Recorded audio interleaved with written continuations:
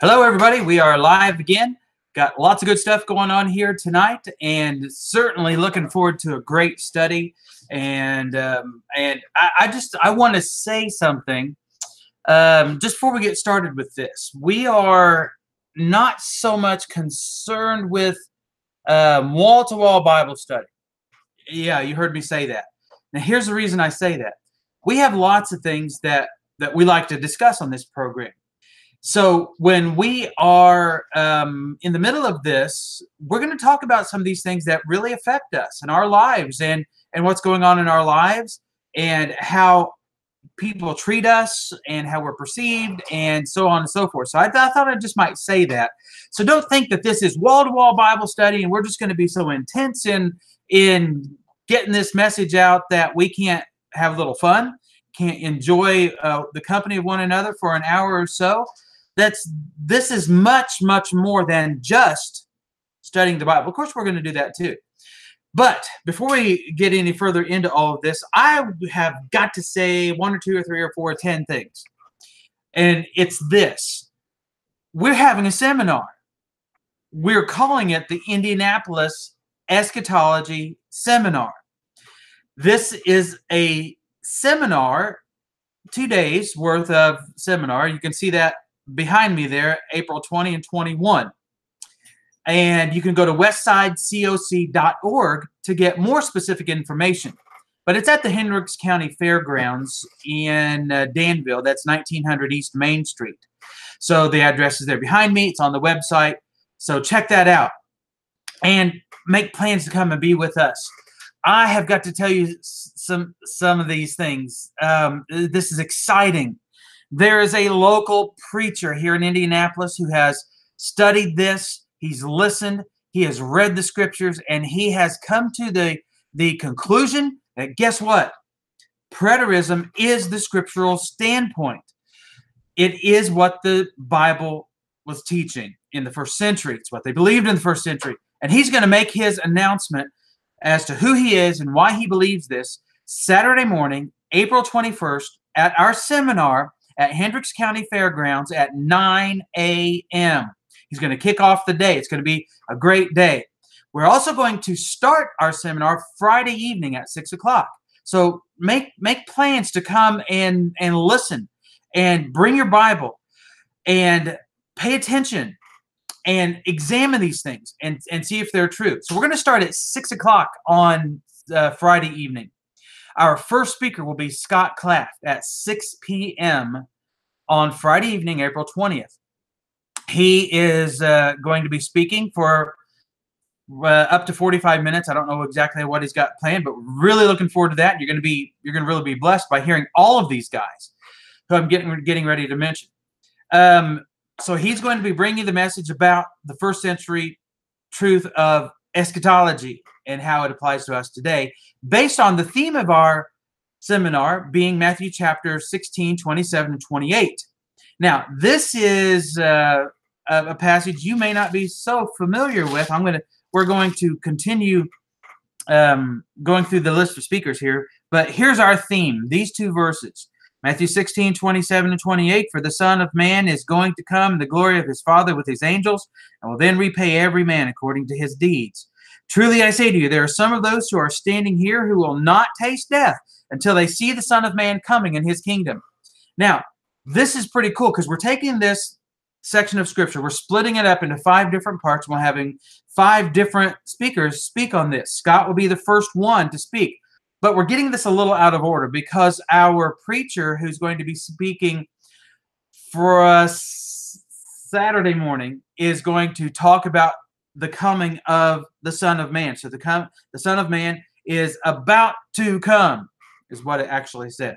So, but we're going to get that a little out of order. But Scott will be preaching on, in the glory, coming in the glory of his Father with his angels. So this is going to be pretty cool. So he's going to be preaching on that.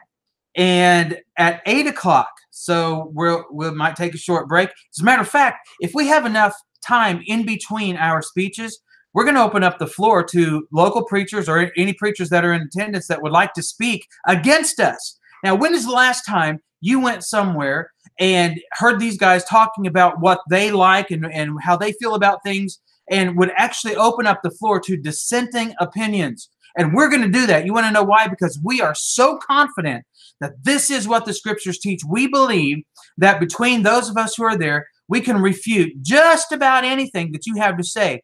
But it's even better than that. Listen to this.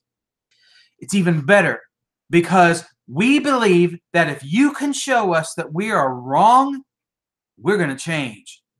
How do you feel about that? Now, how many local churches of Christ are willing to do that? The Lord's church, the church of Christ that we read about in the scriptures, is willing to do things like that. Now, okay, so after Scott speaks at 6 p.m. Friday night, we are going to have Brother Steve Basden from the Ludington Church of Christ in Ludington, Michigan. He will be speaking on the next topic. And if I remember this, I'm trying to do this off the top of my head. His next topic is going to be that he's coming in the glory of his Father. No, I'm sorry. That's Scott's. He will then repay every man according to his deeds. Okay, so this is going to be pretty good. I hope I have this right. So guys, you have your topic. So if I'm saying this right, just preach what I already told you. Okay, so anyway, and then after that, at about 8 o'clock, did I say that right? Steve will be speaking at 7. At about 8 o'clock, John Noe, a local preterist, is going to be speaking. Now, he's somewhat of a dissenting opinion. And the topic between he and Steve's going to give a rebuttal to John if John says something that is against the scriptures anyway.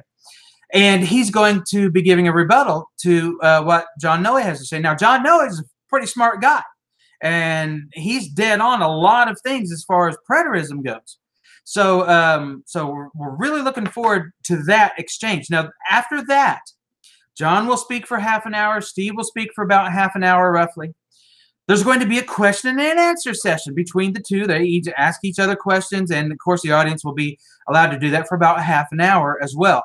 We're going to let any of this stuff get out of control. As a matter of fact, we believe in being respectful and acting like Christians and having a informed debate. And I'm not talking about, just throwing the punches and getting down at it. I'm not talking about that. We're going to be honest. We're going to be respectful to the word, first of all, to the Lord, obviously, and to each other. We're supposed to be brethren. We're supposed to be Christian. We're supposed to, and I expect every man speaking to act that way. And just saying. Now, does that mean we may get a little heated in what we say? Well, yeah, that's going to happen because it's just these personalities. And the topic is so hot. I have to say this. I have got to say this. I am so excited. There are people coming out of the woodwork who are saying, John, I have been seeing this stuff. I have been, there's just a lot of stuff I've read over the years in the scriptures that don't make any sense. And the way my preacher explains it to me just doesn't make any sense. Well, here's the reason why. Because they don't know how to explain it. They're trying to hold to their traditional paradigm. And you know what that does? That makes them hold to the traditions of men. We have the church went into apostasy in the first century, and we've been fighting it ever since.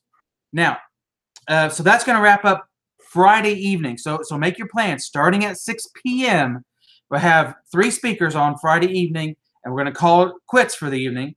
And then we're going to get rested up. We're going to get fired up for Saturday.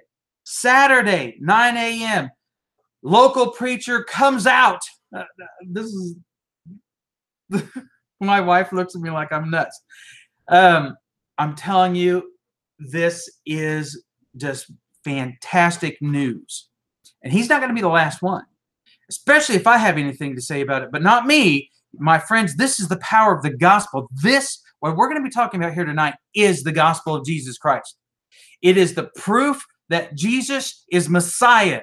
Preterism is just a term to describe a theological system, a theological belief set.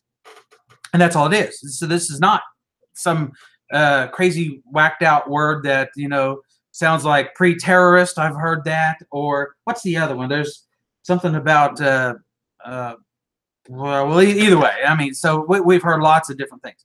Okay, so, oh, wait a minute. I just realized something. Philip Bost just said Jesus did not make his second coming in AD 70. It's still in the future. Why didn't I think of that? I am convinced I'm going to have to change everything that I've been preaching now for the last year and 7 months, 8 months. Not. That's no evidence. And that's not what we're going to be offering. Nothing that week. We're going to go to the scriptures. We're going to prove from the scriptures what we're saying. So at 9 a.m. Saturday morning, you're going to hear powerful gospel preaching. None of this watered down, mealy-mouthed, fluffy pie in the sky, bunnies, and all this daisy stuff that these preachers in the pop culture today are preaching. You're going to hear hard-hitting gospel sermons like they were intended to be preached in the first century, and they're going to be preached in the 21st century at the Indianapolis Eschatology Seminar at 1900 East Main Street, Danville, Indiana, 46122. Trying to read this behind me, at the Hendricks County Fairgrounds and Conference Center. You're going to love this. You've got to be there. But guess what? Your preacher doesn't want you to come. They do not want you to come. I have got word from local preachers, local Christians, that the word is out there that, guess what? They're not allowing their members to come. They're warning their members. Don't listen to them. Really? So let's put it this way. These local preachers that are telling their congregation not to come, when I've talked to you and I've sent you a request or a message or a phone call and you ignored me and you didn't answer those requests and you didn't heed what everyone else was telling you to, hey, get in contact with this guy, and you're not going to defend the truth, and then you're going to tell your congregation to not listen. How do I put this? What? Or that it's a sin.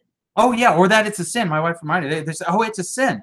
Okay, would it be a sin to go to a Baptist or a Pentecostal or a Church of God or Lutheran or Catholic conference? If they asked you to speak and you stand up and defend your Lord, would that be a sin? Oh, whoa, yes, it's good, because guess what you're going to do? You're going to promote their cause.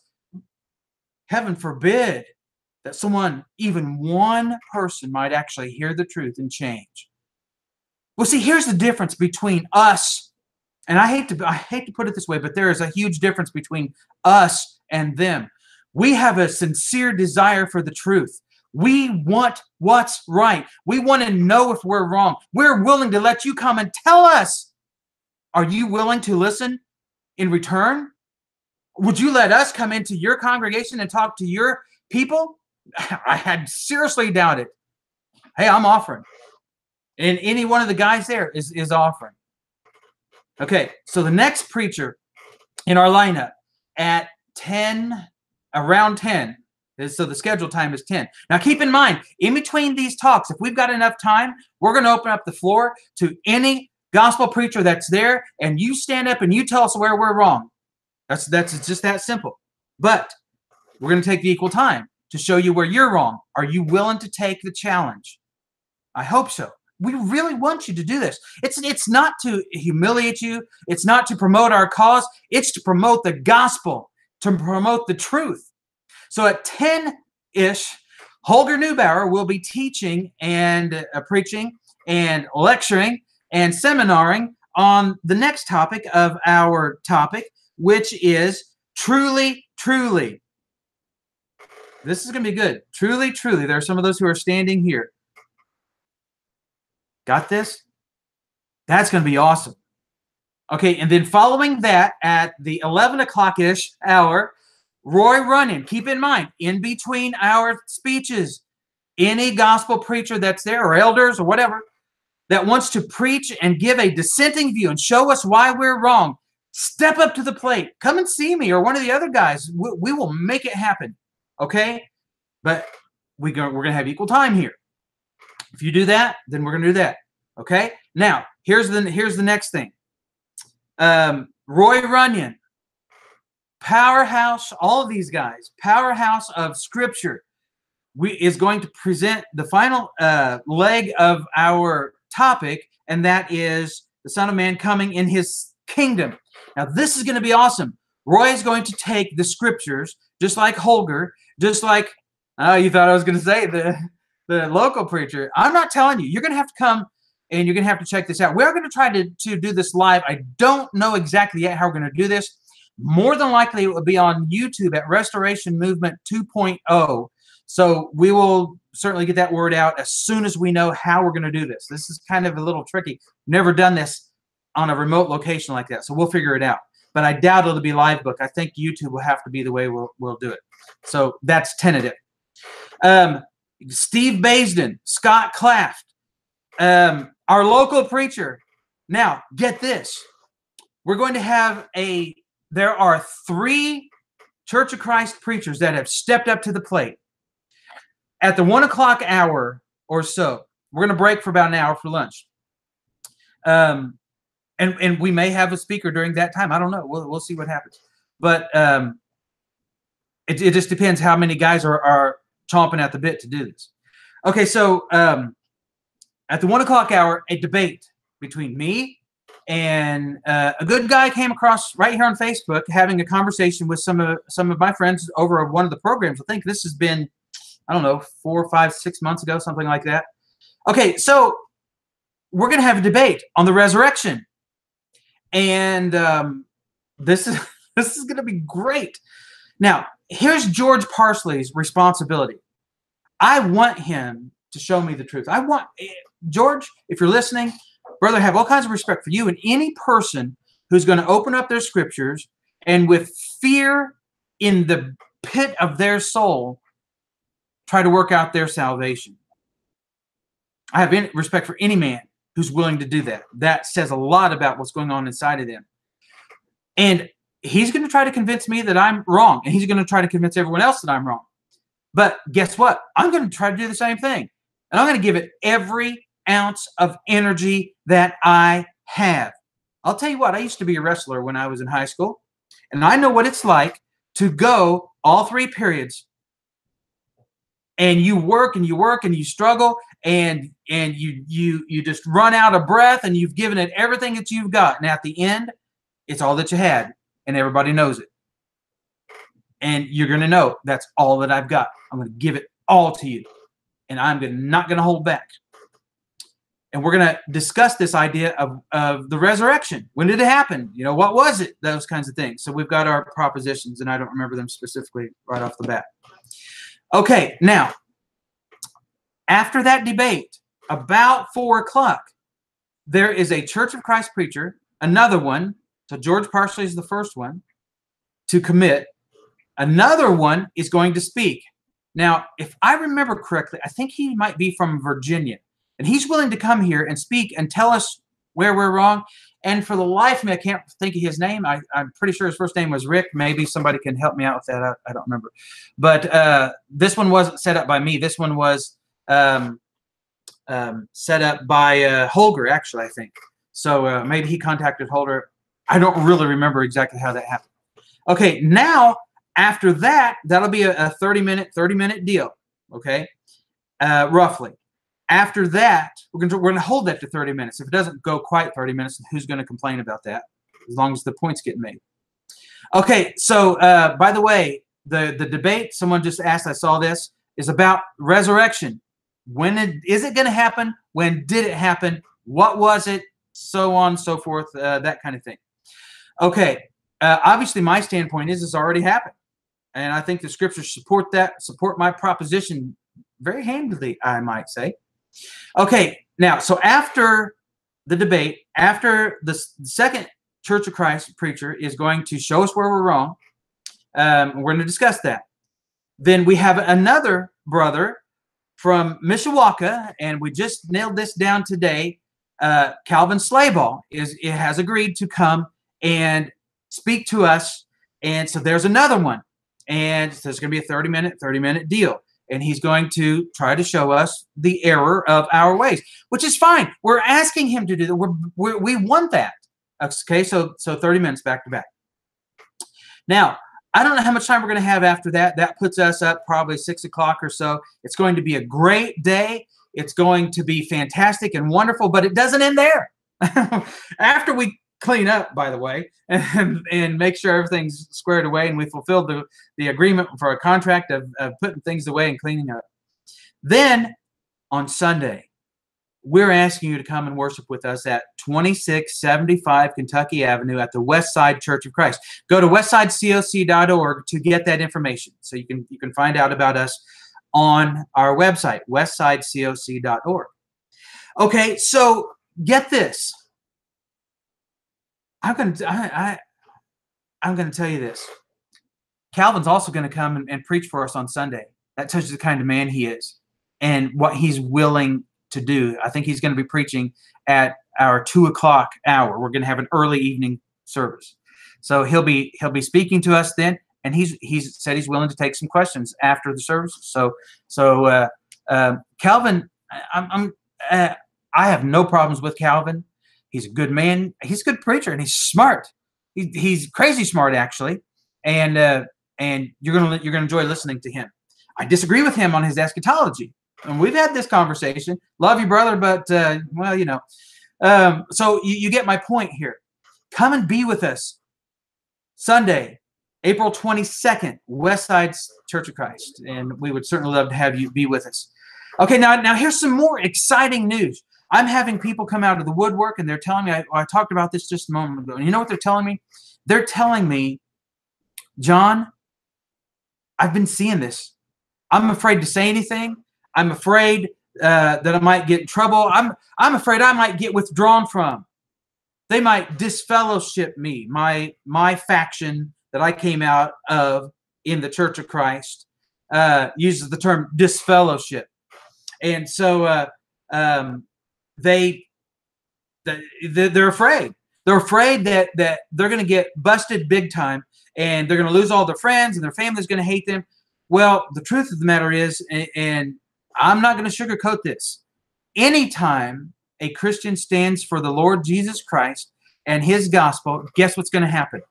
They're going to face persecution. They're going to face people that aren't crazy about them. And that's where we're at.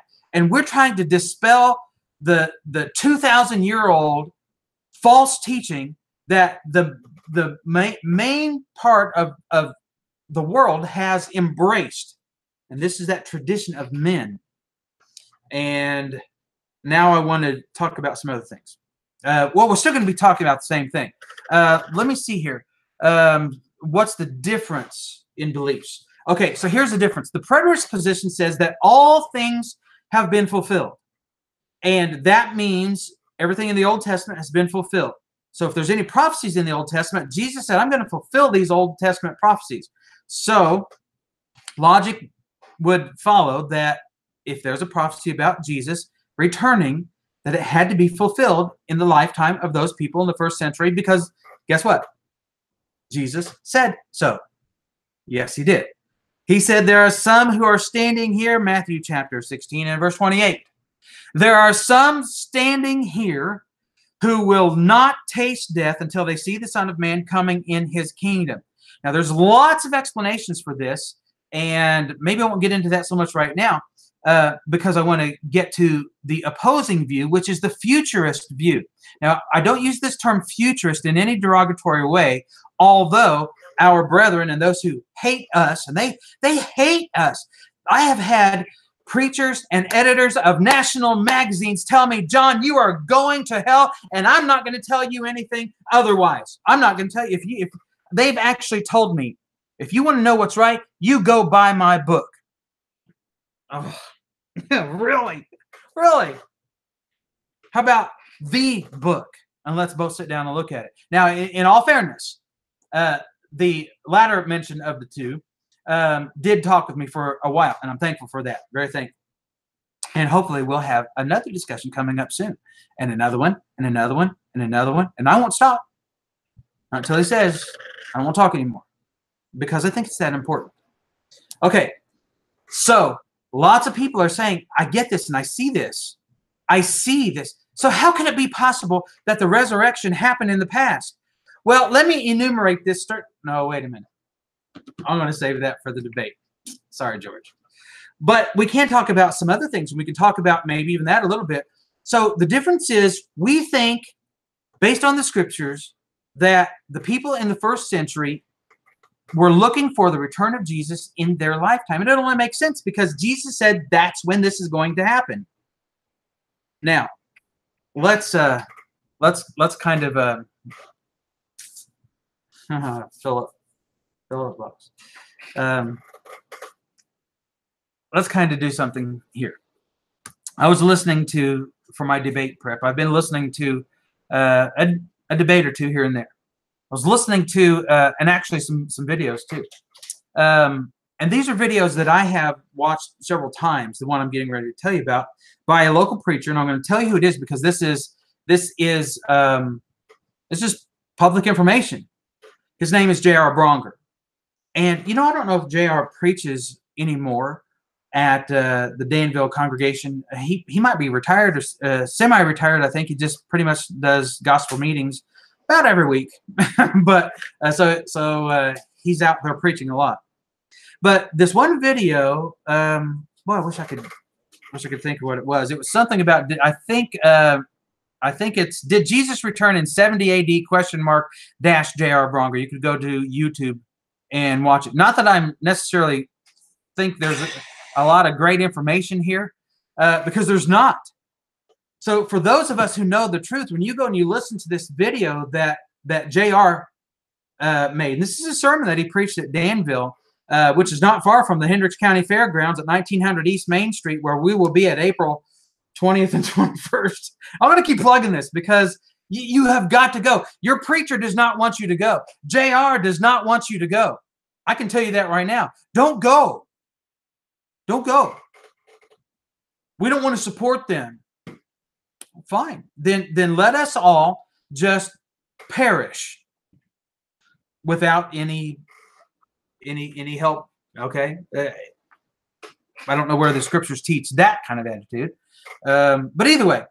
Okay, so there's a point or two in this video and another one that JR preached, and this other video that he preached, and I don't remember the name of it, but specifically was about me and our congregation, Westside Church of Christ. This was about a year ago, maybe, that he did that, maybe just a little bit more. But if you actually watch this and you can stomach listening to the lies that he blatantly told in this video, you're going to be amazed. At one point, and I don't remember which video it's in, he talks about 2 Peter 3. And he's trying to make the point from 2 Peter 3 how we're wrong and that the earth and the elements are going to be destroyed. And he gives the terminology. He defines elements, stoichion. He actually puts the term stoichion up on his PowerPoint. Now, what stoichion is the Greek word for elements. And he defined it as the building blocks of the universe, the things that make up the physical planet and us and so forth. And these are the things that are going to be destroyed. Now, let me show you the desperation of our brethren to protect their paradigm and their tradition. Here's their desperation. They're willing to lie. Now watch this video, and you'll see him stutter because he knows, I know that he knows that he's telling a lie. Are you okay? Do I need to give you the Heimlich? Okay, so he essentially does what our brotherhood is doing. JR's not unique in this. He defined the other words, and he actually showed where some of the other words that he was defining. And this is what our brethren are doing. This is what we do not do. We believe in letting the scriptures speak and letting the scriptures define the scriptures. So he goes through here and he defines other words and he shows how they're used in other places. But when it comes to stoichion, guess what he does? He gives us an extra biblical definition. It's never used this way in the scriptures, ever. Not even one time. Every time the elements is used or stoichion is used in the scriptures, it is used to illustrate, and this is the definition, the biblical definition of stoichion, to illustrate a system. And it actually defines it, whether it's the law of Christ or the law of Moses or something like that. And it's amazing that our brethren are willing to go to these lengths to actually distort the word. And here's the thing. This is the pot calling the kettle black, because they look at us and you know what they do? They say, well, that's what you guys do. You change the definitions of words. Oh, we do? Okay, so we look at a word like soon or at hand, and we keep it in its context, and we say, okay, in its context, it means that this is going to be something that takes place in a short period of time. And we say the context is Jesus said it would be in their lifetime. So there's your context at the very minimum. And then they say we redefine terms, like they say soon or short or at hand means at a minimum of 2,000 years. Okay, so who is redefining terms here? It's not us. I have not come across one faithful gospel preacher, and I'm talking about those who are teaching New Testament eschatology. I have not come across one who is willing to put their soul on the line to perpetuate a tradition. Not one. Okay, so what does that mean? It means a lot. You're going to hear guys speaking at this conference that have that attitude. You're going to witness men who have had, because of their conscience, to turn away from years and years and years of traditions and traditional teachings because they saw truth in the scriptures. They looked at the truth of the scriptures and they read it and they said, wait a minute, this can't be. Well, let me illustrate this. Okay, so here we are, 2 Peter chapter 3.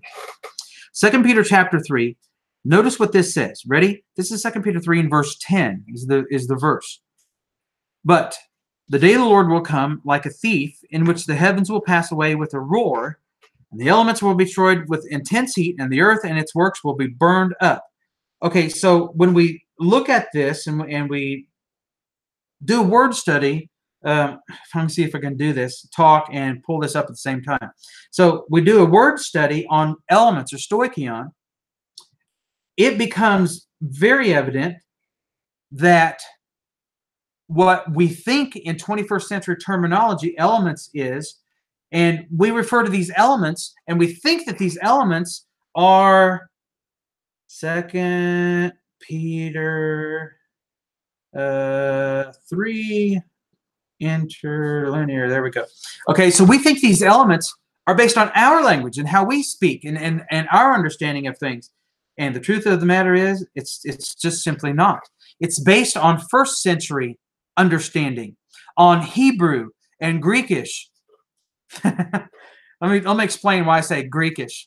Because you have these Jews who are extremely fluent in the Hebrew language, but yet they're speaking Greek because that's the popular language. So their religion language is Hebrew. Their national language is Hebrew. So they try to explain Hebrew concepts in Greek language. It's kind of like a person who comes from Mexico and they immigrate here and they try to speak our language. And they have their own idioms and their own ways that they speak and terminology. I'm in the car business, and one of the things that kind of struck me was when I would sell a car to someone who was Spanish, and they grew up in Mexico, and they came to good old Indiana. Why? Because it's 10 below in the wintertime, not 70 in December. But well, I guess it kind of was 70 in February. But either way, and they would ask if they would get a placard. Okay, well, what's a placard? It's a temporary plate, and in turn, tag. So their language, and it was no different back then. They had the way they were raised and how they identified and how they understood religious terminology. They had to put it in this Greek language and explain things, and it didn't always come out exactly right. That's why I say Greekish. There's a Greek Bible, Old Testament, Law of Moses, Tanakh, that was very popular at the time, and scholars tell us, I don't know all the ins and outs about this. I'm just telling you what I do know. And this Septuagint was what it was inaccurate, and it didn't really convey a lot of the meanings from the original language to the Greek language because it just didn't. because it was difficult to go from language to language and keep the idioms and so forth and the way things would be understood. That's exactly what we're looking at here. Elements. What are these elements? I'm going to get here eventually. So here's what I'm going to do. I'm going to look this up. This is the Greek word stoichia. That's Strong's 4747 is the number. So when we look at this, ready for this? It is, in the plural, the heavenly bodies, a rudiment. A rudiment? Here's the definition of this. It's a rudiment, a rudimentary principle, an element, an elementary rule. Now, which one of these things is illustrating that it could be the earth? No, not the earth. The things that make up the earth. So if you're going to say the elements is the earth, then you're going to have to define, show how stoichion means earth, physical planet. It does not. It would mean, if you're going to go that route, you're going to have to show it to be these little things that make it up. Whatever that would have been to their understanding in the first century. Okay, so here's what we do when it comes to scriptures. When it comes to the scriptures, we're going to look at the other words that are used to illustrate what this word means. That helps us keep it in context. Our brethren hate us for this. Well, it's just too much work. You mean I have to study? I have to look into the scriptures? I got to be diligent about this, really? Yes, that's what Paul told Timothy. Think about this. Paul said, Timothy, you're going to have to be diligent to present yourself approved unto the Lord. This is 2 Timothy 2:15, right? And some versions just put study. Well, so in our 21st century way of thinking, we think study. Hey, I studied in high school, and I got great grades because of outcome-based education. And my study really amounted to nothing. So I can do the same thing when it comes to the scriptures and learn just as much as I did in high school. You're right. That's how it's going to work. And you're not going to learn what the scriptures are teaching. We have to be diligent about this. I actually was studying with a member of the body of Christ. And you know what this woman said to me? She said, you mean to tell me that I'm going to have to learn Greek and Hebrew just to understand the New Testament? And you know what my answer to her was? Yes. You're going to have to become conversant in it at least. And I'm not a Greek scholar, trust me. But I can get on my iPad here, and because of the internet, I can look up this word, and then I can look at all the other words and see the meaning of them, and I can do the exact same thing that the Bible scholars do when they sit down with their Bible at their desk and their computer. It's the exact same process. And we look at it, and we compare these words. Now, here's what I want to show you. This is why this is so important, that we do these word studies, and we do our due diligence. Now, before I go any further, I have to tell you, I don't have all of the information. I don't have it all correct. What I said about JR, I might be totally off base. But as a preacher and doing these word studies and seeing what he and other possibly good-hearted men do to protect their paradigm, it's sad because they're selling out the Savior. They're selling out the blood that flowed down that cross. They're selling out the soul that was punished on our behalf, Isaiah 53. They're selling him out. Then you realize that. Let's continue looking at this idea of elements in 2 Peter 3. So what's going to be destroyed? We just read the definition, a rudimentary principle, an element, a rudiment, an element. So when we look at an element, we think, oh, this is the periodic table of elements. No, it's not. It's an element of a principle. Now, the way we can illustrate this further is by looking at the other uses of this term, elements. So let's look at a few of them. Let's look at Galatians chapter 3. Now, we've done this plenty of times on this program, and I'm doing this for the benefit of those who haven't actually explored this at this point. But this is Galatians chapter 4. And I want you to notice here in verse 9. You ready for this? Well, actually, no, let's look at the first one. Verse 3. It says, so also we, while we were children, were held in bondage under Ready for this? Do you have your Bible open and looking at this? All right. It says, Galatians 4 and verse 3, we're looking at stoichion, the word element, and how it applies to the destruction of the world, in quotes, in 2 Peter 3, verse 10. How is it used in other places based on the description that we just read? Ready for this? Galatians 4:3. So also we, while we were children, held in bondage under the elemental, the stoichion things of the world.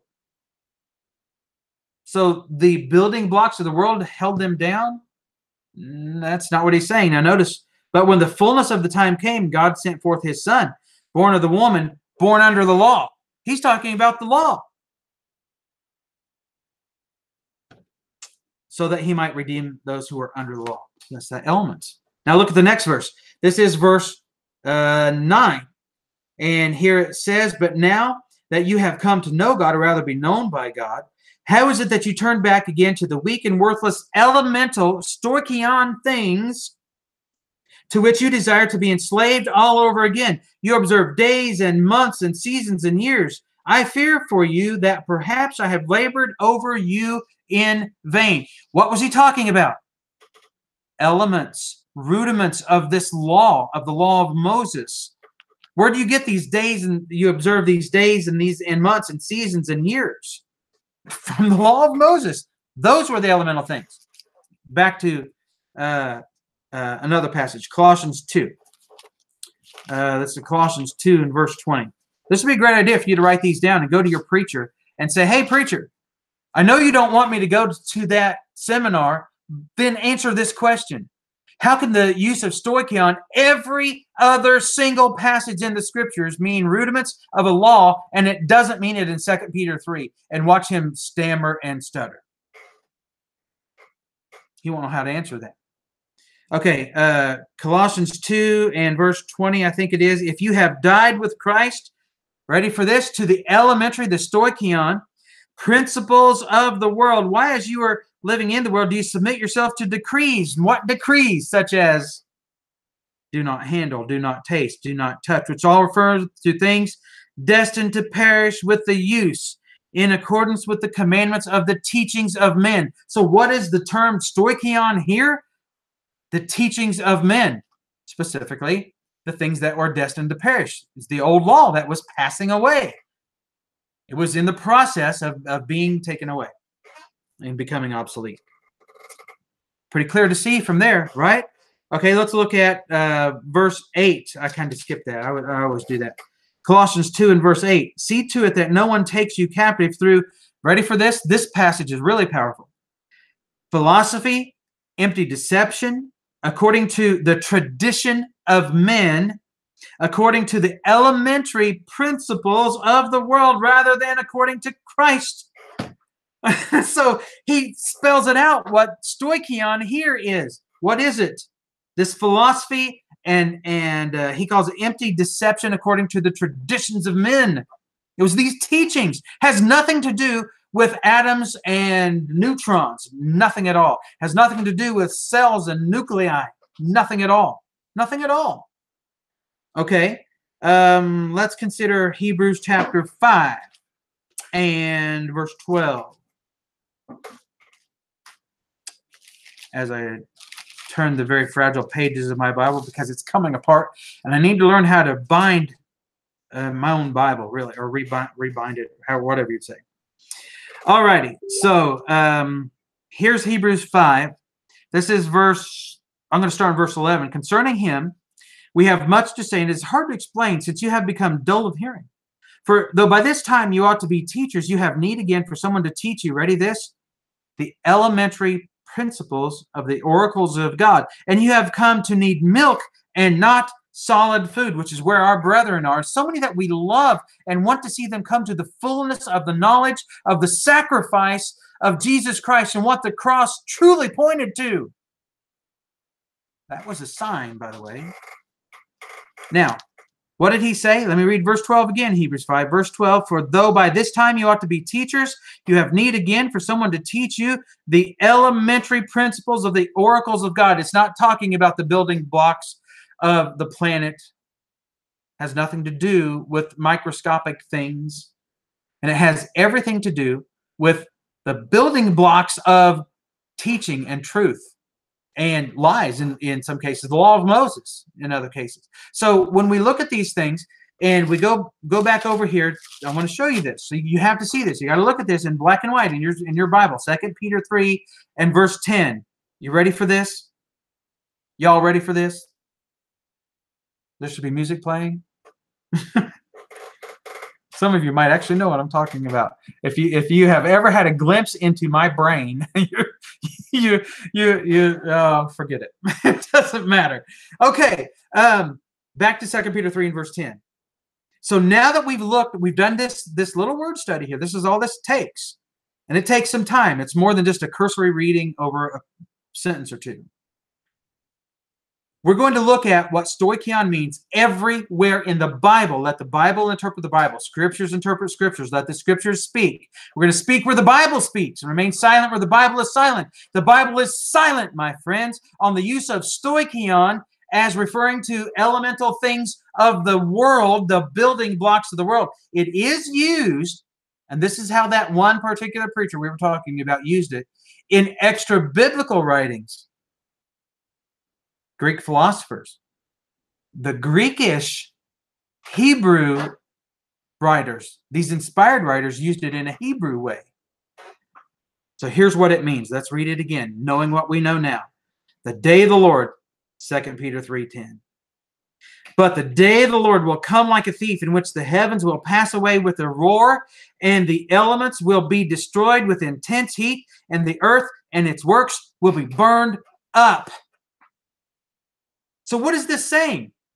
Okay, so this now changes what you know about the term elements here.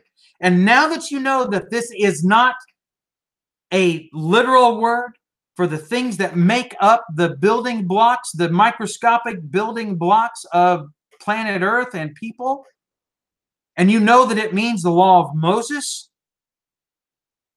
how does that change your view of this? I know you have to be, if you've never heard this before and you've stuck with us this far, that's a testament to your desire to learn the truth or to dispel error, one or the other, which both are noble.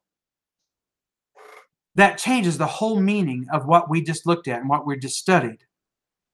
Because now this is saying that it's the heavens and earth and the elemental things of the heavens and earth that are going to be destroyed.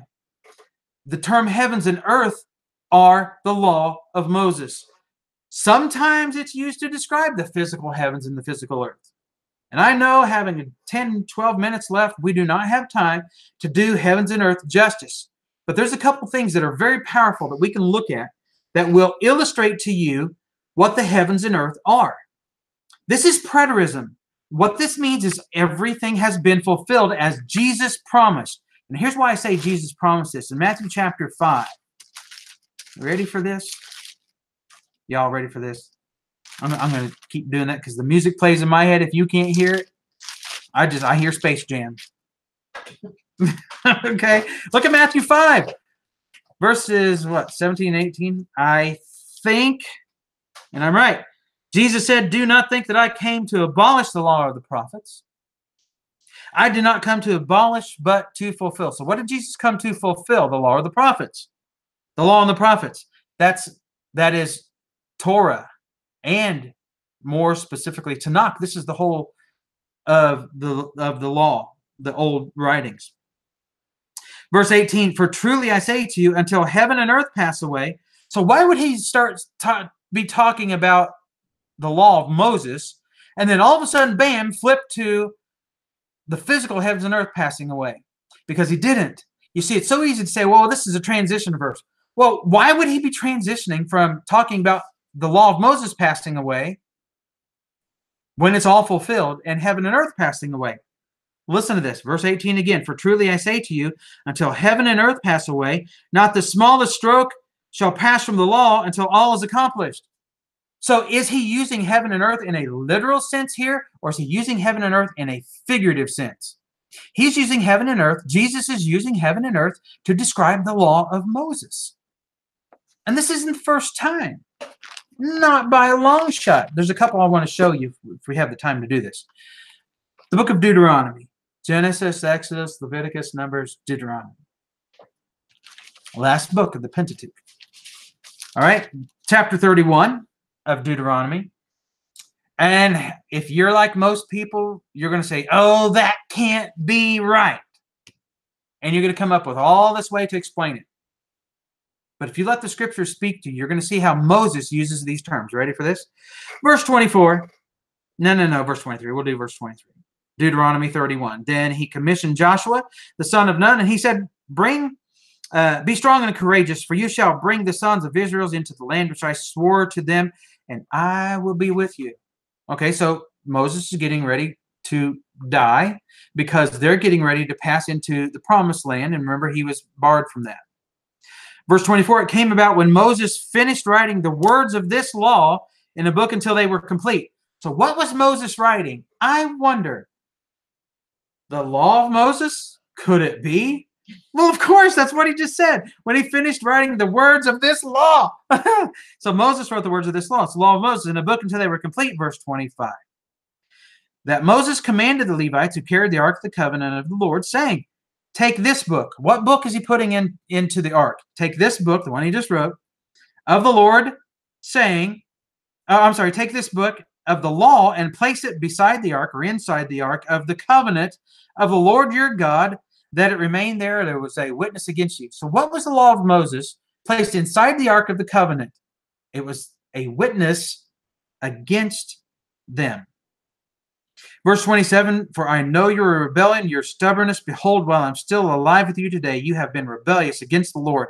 How much more then, after my death? Assemble to me all the elders of your tribes and your officers, that I may speak these words. Speak what words? The words he just spoke.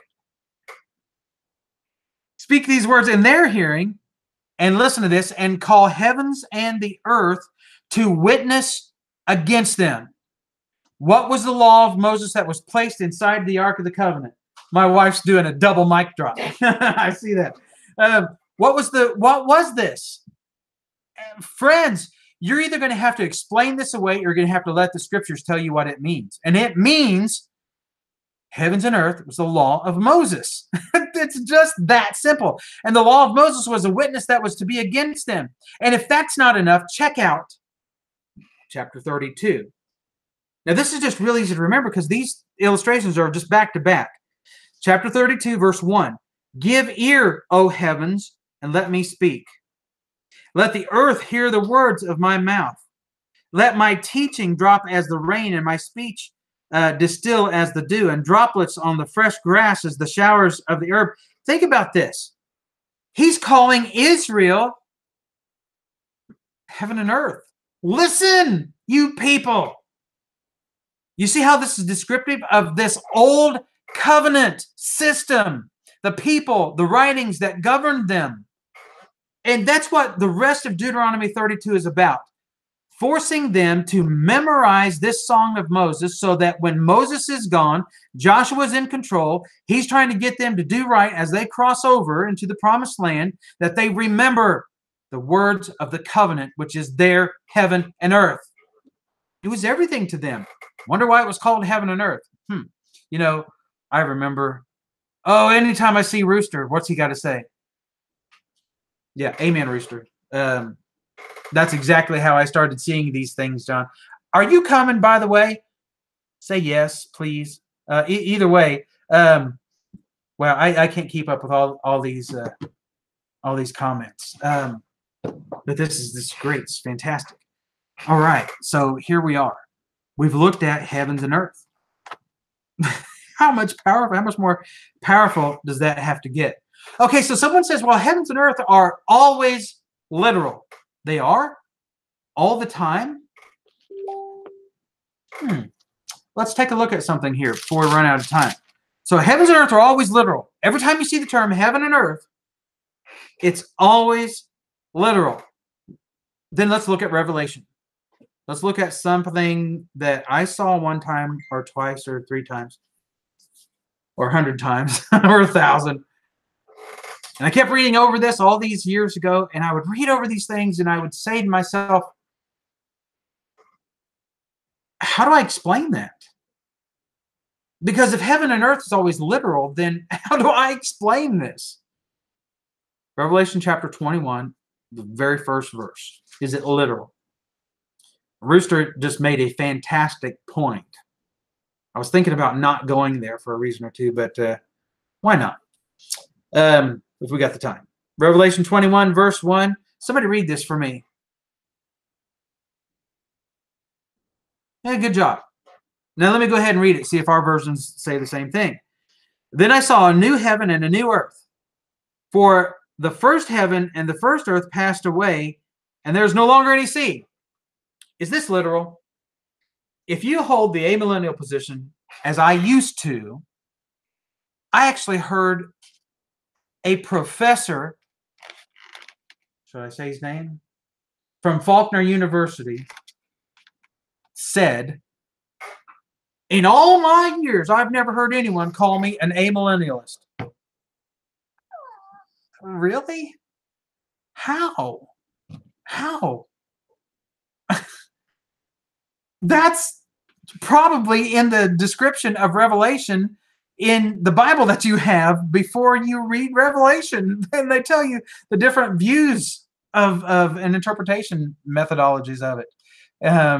Okay. So when I held the amillennial position, this really confused me. It doesn't confuse me now because I get it. But how do you get from this is literal and explain this? Let me read this again. Revelation 21, verse 1. I saw a new heaven and a new earth. The first heaven, the first earth that passed away. Does that mean that the earth that we're on, when Jesus comes, is going to be destroyed physically, and then a new physical planet is going to be remade so that people can live on that? That sounds vaguely familiar from a particular teaching that's going around today, say the Jehovah's Witnesses. That's what they teach. And many other groups teach this too. So has the Church of Christ got to the point now in the amillennial position where heaven and earth is always literal, and then we look at this and we say, I'm really not trying to laugh about this, and we say, well, it is literal. You're going to have to admit that you don't know what it means. Rooster made a good point, and let's go here and look at this. Isaiah 65. Isaiah is full of this stuff. Lots of this here in Isaiah, but we're going to look at 65 specifically. And when you look at this, how can you, Jesse, win? If you're still with us, give me a minute. Let me make this point real quick, and I'll see if I can explain this, okay? Of course, I'll need another hour to do it, but I'll do it as succinctly, as quickly as I can. Isaiah 65, you ready for this? Verse 17 says, for behold, I create new heavens and a new earth, and the former things will not be remembered or come to mind, but be glad. Well, let me stop there. So he's creating a new heavens and a new earth, and the former heavens or the former things will not be brought to mind anymore. That is Matthew chapter 5, verse 17 and 18. Jesus was just essentially quoting, that's Revelation chapter 21. We just read it. But notice what he says here. Excuse me. Verse 18.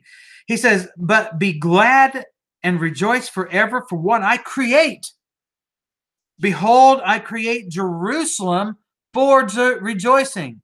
This new Jerusalem is going to be created for rejoicing. What is that? That's the new Jerusalem in Revelation chapter 21, 22. You see that? Man, oh man, I'm telling you, that is so powerful. How did I miss that?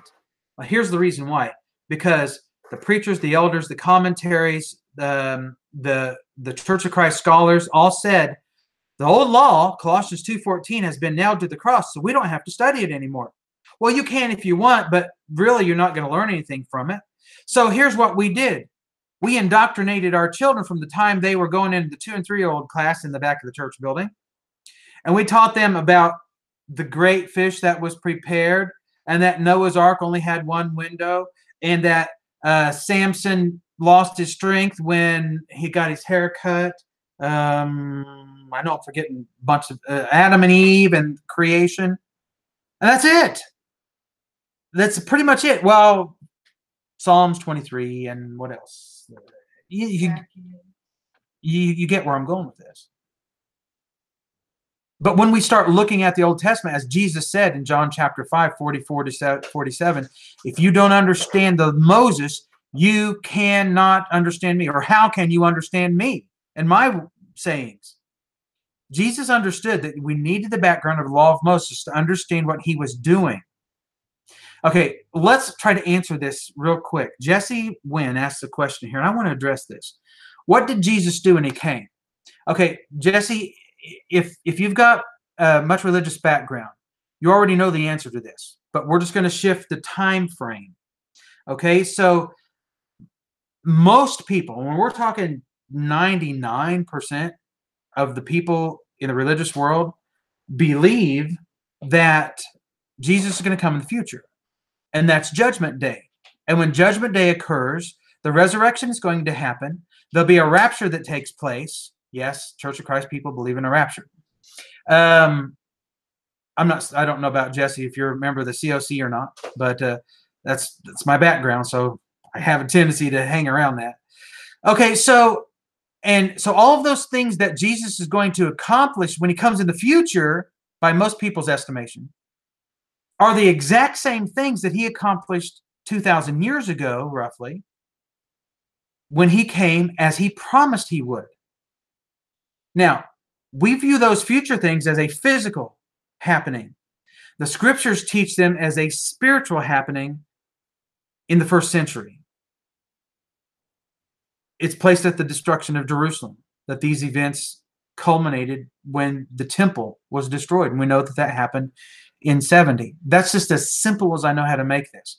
Now, we can look at passage after passage, but one I want to show you. Let's go back to our theme of our Indianapolis Eschatology Seminar theme that it will be happening April 20 and 21st at the Hendricks County Fairgrounds. Go to westsidecoc.org to get that info. Okay, this is the theme, and this is Matthew 16, 27 and 28. Jesus says, the Son of Man is about to, this is how it should read. This illustrates where the translators cheaped out, and they sold out and used a phrase that they should not have. The word mellow, present indicative, active, right here means this is about to happen. For the Son of Man is about to come in the glory of his Father with his angels, and will then repay every man according to his deeds. Sounds like Judgment Day. So Jesus says Judgment Day is getting ready to happen. And truly I say to you, there are some of those who are standing here who will not taste death until they see the Son of Man coming in his kingdom. So when Jesus comes with his angels, is he coming in his kingdom in the future? Everybody would say yes. Nobody's going to disagree with this. Until you start saying Jesus promised that people standing there, some of them would not die until they saw that. That's what we're saying. Now, that's powerful stuff because that proves that Jesus is the Messiah. When you take that away and you take that proof away from Jesus, you might as well saw down the cross. You might as well power wash the blood off of it. You might as well just totally ignore everything that Jesus did as far as his redemptive work for mankind and put it way off in the future so it could all happen again. That's what happens. The powerful proof of Jesus is in the pudding of eschatology. And eschatology is these end time events, things of the end. End of time. You cannot find that passage anywhere in the entirety of the scriptures. Let me say that again. You cannot find the phrase the end of time anywhere in the Bible. And yet we throw it around like it's a 2-penny word. 2 penny. Is that right? That's not the right phrase. Either way, but you get the point. We use these big $5 words. I'm talking about a little 2-cent word. And we just throw it around like that. And the fact of the matter is, I want you to think about this. The fact of the matter is, that is not at all what the scriptures teach. where do I go from here? Roy's making a good point about Revelation 22. And he says, behold, I come quickly. My reward is with me to give every man according to his work, or to give every man according as his work shall be. How do you get around that? That was written 2,000 years ago. He said, I'm coming quickly. There's not a person alive that understands quickly to mean thousands of years. And yet, for some reason, we want to superimpose that belief or that paradigm or that description or that definition on our brethren in the first century when they would not have believed it that way. They were Jesus told them. He told them, I'm coming back in your lifetime. Some of you will still be alive to see it. Matter of fact, one more passage or two or 10, just a couple. Turn to Mark 8. I want to show you verse 38.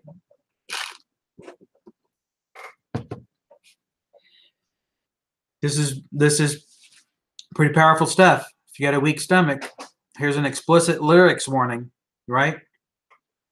Matthew 8, verse 38. For whoever is ashamed of me and my words in this adulterous and sinful generation. What's the time statement?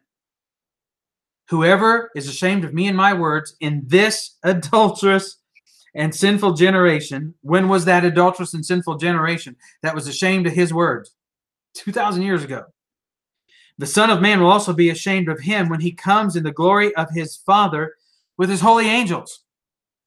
That, by the way, is what? Matthew chapter 16, verse 27.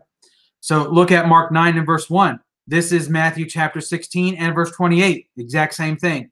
And Jesus was saying to them, truly I say to you, there are some of those who are standing here who will not taste death until they see the kingdom of God after it's come with power. Well, how is the kingdom of God going to come with power? When Jesus comes with his holy angels for judgment.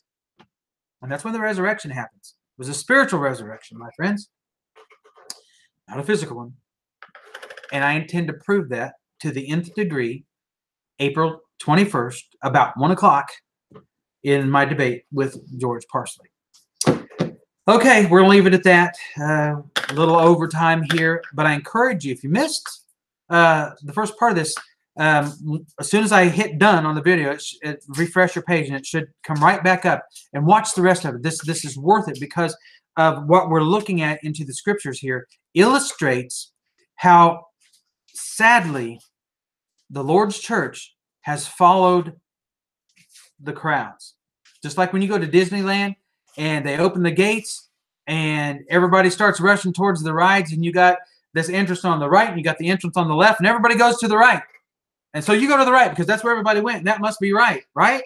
No, go to the left. You'll wait half the time. You'll ride twice as many rides because that's not where everybody goes. And we shouldn't do that religiously either. Just because everybody's going that way doesn't mean that it's the right way to go. Obviously, the scriptures teach that. We should start implementing what we have learned in the scriptures. All right, that's it. I'm done. And thank you so much. Now, I want to say something that I don't always say.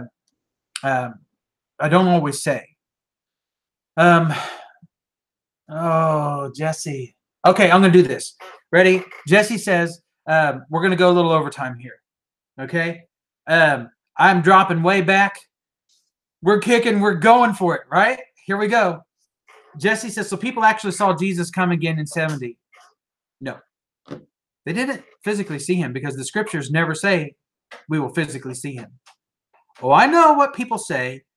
Acts chapter 1, verse 9 through 11, and they will say physically, bodily, ocularly. Oh, I've heard all these phrases.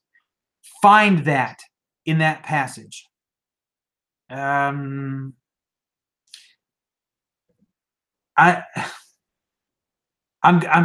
have to reserve some of this, just for because I have to. Okay, Jesse, send me a private message or something, and I'll explain He this. says that. And oh, he did. Yeah, he did. Says you can message me. Excellent. It's easier. Excellent. I'll do that. So I don't see that on here yet. Yeah, I'll do that. it's because we have this paradigm in our minds that we've been taught this is how it should be. But I'm going to tell you something that not many people like to hear.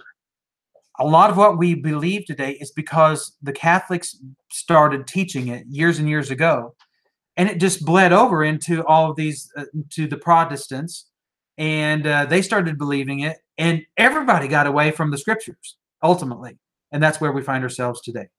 Alrighty, this has been great, and I love everybody who watches. If you're mean to me and you say horrible things about me, I still love you, and you've got a soul, and I love your soul, and I want to see it saved. I want to see you contact the blood of Jesus. I believe through immersion, being added to the body. I think that's what the scriptures teach. It looks pretty clear, and we don't have time to go into that. And that adds you to Jesus, and you're seated with him in heavenly places. You're transferred into the kingdom of his dear Son, and many other passages that illustrate some very wonderful things that you're missing out on if you are not in Christ.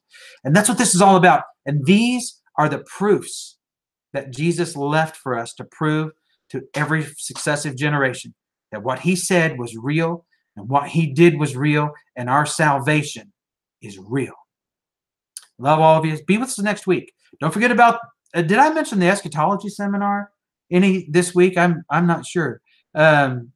Check that out. Go to westsidecoc.org. Come and be with us April 20th and 21st. You will be blessed. I know that you will. And we will be too, just with your presence. Thank you all much. Be with us next week. Share this video. Tell everybody on your friend list to check this out and watch this. Let's see if we can exceed 1,000 views this week. Now, remember, your preacher doesn't want you to watch this. What does that say? All right, we'll see y'all next week. Thank you very much, and got a good message coming for you next week too. So we'll see you then. Have a good one. Oh, wait a minute. Yeah, I forgot. Don't forget. It's because Trent's not here. This is his job. Study to show yourself approved unto the Lord. And by the way, Trent, if you're watching, love you, brother, miss you, and you have a safe trip. We'll see y'all next week.